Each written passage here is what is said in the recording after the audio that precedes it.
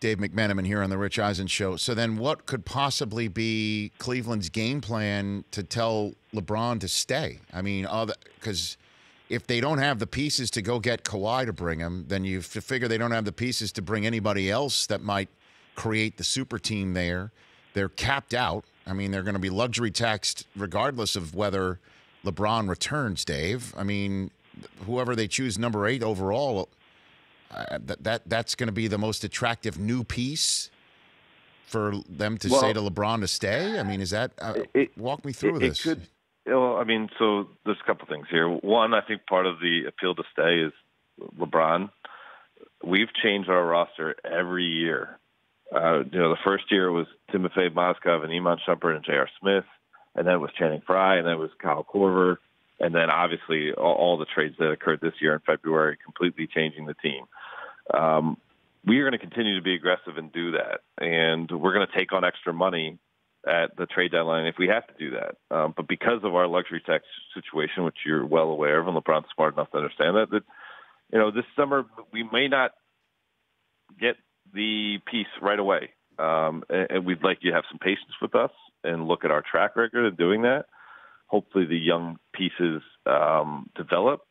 And, there's an avenue that, they also have a couple trade exceptions that they could use. And then beyond that, there's an avenue that has been discussed much, but based on Dan's spending habits, I don't think it's out of the realm of possibility that, they would pursue a buyout of one of the bad contracts they have that would free up them in the future a little bit more.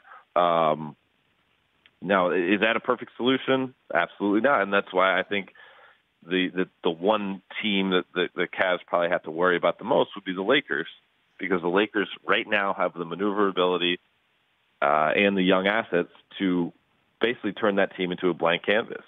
And it can look completely different the first week of July than it does right now when it comes to LeBron to make his decision.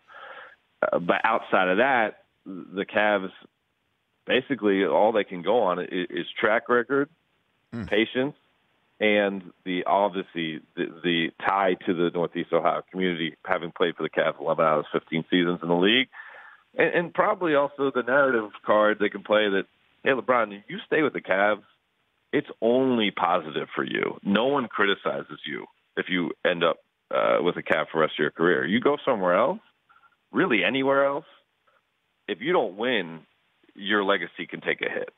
And do you really want that 16 years into the league, 34 years old, to take that risk and that burden?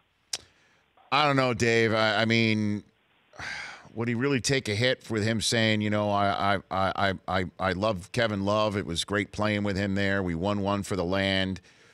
Tristan Thompson's a warrior. I'm not saying this is the sort of thing he would say publicly, but the guy I'm depending on didn't know what the freaking score was. I mean, seriously, right? Well, there's an out there, but I think he would never be accepted by the Lakers if he didn't win a championship. I mean, we agree on that. They just wouldn't. I mean, Kobe Bryant already has his head on a target, seemingly trying to plant seeds about, well, you understand if you come to the Lakers, it's all about championship. Houston Rockets, the perception is that they're so close to the Warriors. In my opinion, they're really not. I think the Warriors were going through their own kind of stuff during the playoffs and did not play nearly as well as they're capable of against the Rockets, and then they figured it out against the Cavs. And then, Philly, you go to play with a bunch of young players, and who's to say they're ready to perform? Those guys have won one playoff series combined. Who's to say they're ready to perform when LeBron is still in the prime of his prime? So I don't think there's a perfect solution out there. In all of them, you would have the idea of, well, he's going there to try to win a ring, and if he doesn't win a ring, he failed there. With the Cavs, that doesn't exist. The Rich Eisen Show, weekdays at noon Eastern on Audience.